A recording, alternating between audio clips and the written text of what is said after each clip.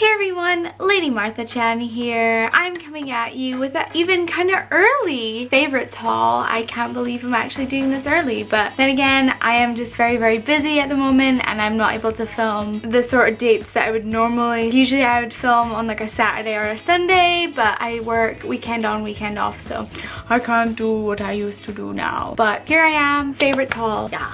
Let's go in. Let me get to the first one because I'm very excited. It's something that I've been wearing pretty much every day that it's sunny since I got them. I got them in Topshop, and as soon as I saw them, I was like, yes. And I actually went back to get them because I was like, I need them. Are these amazing sunglasses. Now let me show you what they look like on.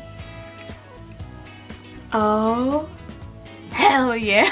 I feel so cool in these. I love them. So they are mirrored. I don't know if you can really see. Yeah, look, that's my hand. You can see that they are mirrored. And they're this lovely lavender, purple, pastel purple color. And you get this free case with it. And the cashier was like, I didn't hear what she said. All I heard was pink, or I almost just said pink just without like knowing what it was. And I was like, what did you say, sorry? And she was like, oh, you get a case with it. Do you want pink or silver? And I was just like, so you get this case with it, and it's all softly lined so it doesn't damage your sunglasses. Well, bam. I suppose I should continue with the kind of beauty things. I'm going to show you all my physical things first, I guess, and then we can talk about stuff. Other things. I got this glitter. Now you would have seen this in my last video, actually, in the lime crime video, and I also have my lime crime in a favorites, but it's not necessary. I'll talk about that in a minute. But yeah, it's this amazing iridescent chunky glitter which has been getting everywhere. So if you're not interested in everything getting covered in glitter, this is definitely not for you. This is just so great. Like, you're getting so much product for really cheap. I believe it was like under £5. So like, hello, yes please. And I got like a free face thing, which I don't know what I'm gonna do with, I'll be honest. But hell yeah, this is really good. It was from Superdrug. This is it. It comes like, there's bigger chunks and then there's smaller chunks as well, and it's all this absolutely gorgeous iridescent color. Now, as I say, I do have my lime crime, what was it again? Bubblegum palette? Bubblegum, yeah, I was right. I am kind of obsessed. I am obsessed with this really soft pink color as a highlight. It is, I'm wearing it today.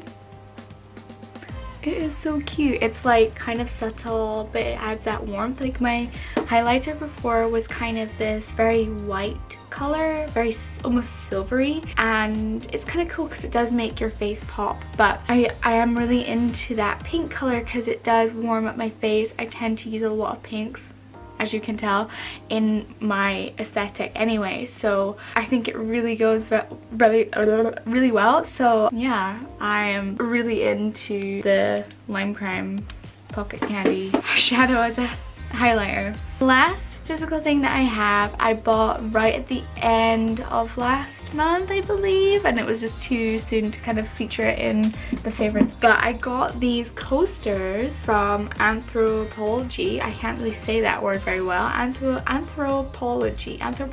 Oh, that's okay. That's good. I did it well. And they were £14 each, so relatively expensive for coasters. But I just thought they were really cool. Like, you can see through them. I'll do like a clip. They're quartz, and then they're covered on the edge this lovely like gold. Not real gold, I would assume. And then on the bottom they have little feet to kind of keep them, to like stop them scratching as well. So that's really good. And I got the pink ones, and they have loads of colors. There was blues, there was like just the plain kind of white ones, there was of course purple. All of them are unique. You cannot get the same one. So if you're like, oh, I really like this one that Lady Marthachan has got, you cannot get this one. These are unique, and I chose them out just because they had the most pigment. And I love this one because I can't really see on camera very well, but It's kind of very crystallized.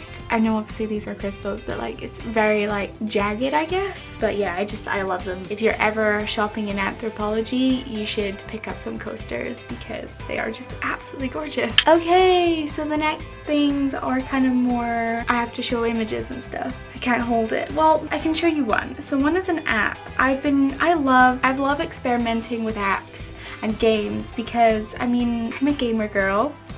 And I've always loved kind of trying new platforms and kind of just being very experimental when it comes to gaming. I love rhythm games. Now, one of the more popular ones is Love Live, and I really don't like it. I have tried playing it multiple times, like downloading the app and then deleting it, downloading the app and deleting it because I just found it really kind of bland. But I then got recommended, I think it was on the App Store, Banji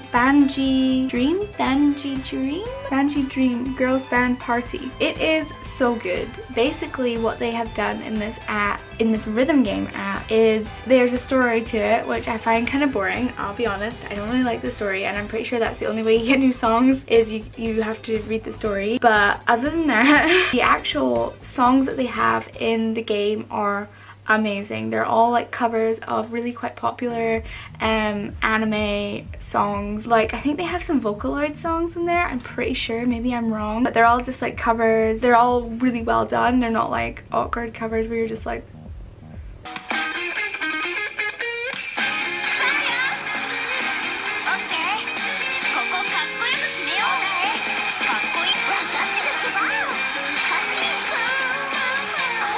I want to tell you a new Netflix series that I am really loving. It is Agretsuko, the Sanrio Netflix series. It has been talked about and it's not like that new. It's been out for a while, but it is definitely worth the watch. Again, I saw Sanrio and I was just like, that's just gonna be a kids show, especially like there's very thick chibi lines, like it's very cartoony. It's not like anime at all, and everyone's like an animal, so it's not like the Sanrio boys where they're boys. It's about Agretsuko. If you don't know who Agretsuko is, she's basically a character who works in an office and she expresses herself with karaoke, and I just relate to Agretsuko so much because that is kind of like, you know, if any of you guys watch Naruto and Sakura would always be like cha in like the beginning, I related a lot to that, where it's like sometimes you can't express that anger, like you have to just keep it in, and like her way of showing her anger is just really funny. It's just a really great show. It's pretty short, and I hope that they're gonna bring out more episodes because I've really been enjoying it, and they've done a really good job of showing the story and actually having an interesting storyline to kind of keep you hooked. I'm moving on to music.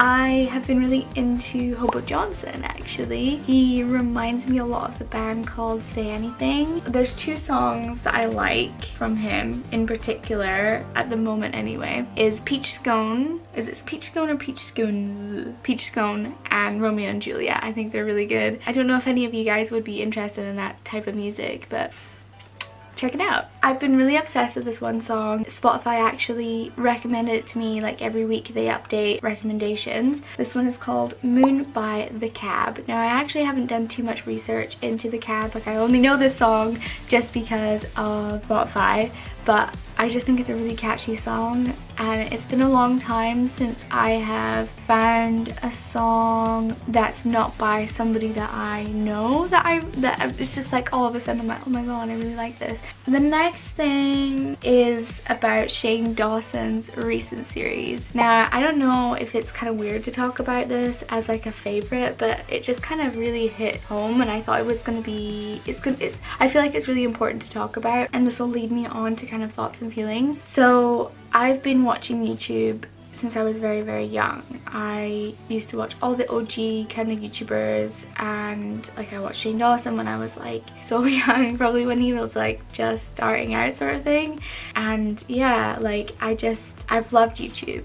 and I still love YouTube, but of course the past couple of years it really has been changing, and there really has been some bad things that have happened to YouTube. But this series really kind of made me fall in love with YouTube all over again and realize how positive YouTube can be. Now, there's probably so many people that are coming out and saying this, but basically I used to be such a big Graveyard Girl fan. She was my favorite YouTuber. I did like actual art projects on her, and I used to talk about her all the time to my friends and family, like every single day. I used to watch her videos all the time. Like I was always like one of the first people to watch her videos. Like as soon as it came out, I was watching her videos. And eventually she changed, and I just kind of thought, you know, like I'm changing as a person, and obviously she is, so I never was like mad at her. It was just kind of like, oh okay, that's kind of sad, but you know, we all change and that's just how it's gotta be. But with Graveyard Girl, she really was a big inspiration to me. She made me feel like I can be weird and unique and different regardless of all of what's going on. It didn't really matter. Like I could be who I wanted to be and still kind of be cool in my own way. It didn't have to be like the way that I was brought up to understand what cool is. She also made me kind of get into more fashion and stuff like that. I feel like she really fueled the fire for me being interested in fashion. Of course I've been interested in fashion all my life, but I feel like she was one of the first biggest inspirations, you know? And it's interesting because the gap where I wasn't watching her was the gap where I was like not really interested in fashion, and I've gotten back into it now, and she's come back into my life, so I don't know, it's just really good. I'm already noticing really positive differences in her channel, and it just makes me really happy. And I think it really hit home for a lot of other YouTubers, because I think a lot of other YouTubers have been experiencing the same thing, and I think it's important for us to kind of look at that and say like, YouTube has changed, but it doesn't mean that we have to completely change and go with the algorithms. We can do whatever the hell we want. Yeah, as much as it's going to be way harder for me to get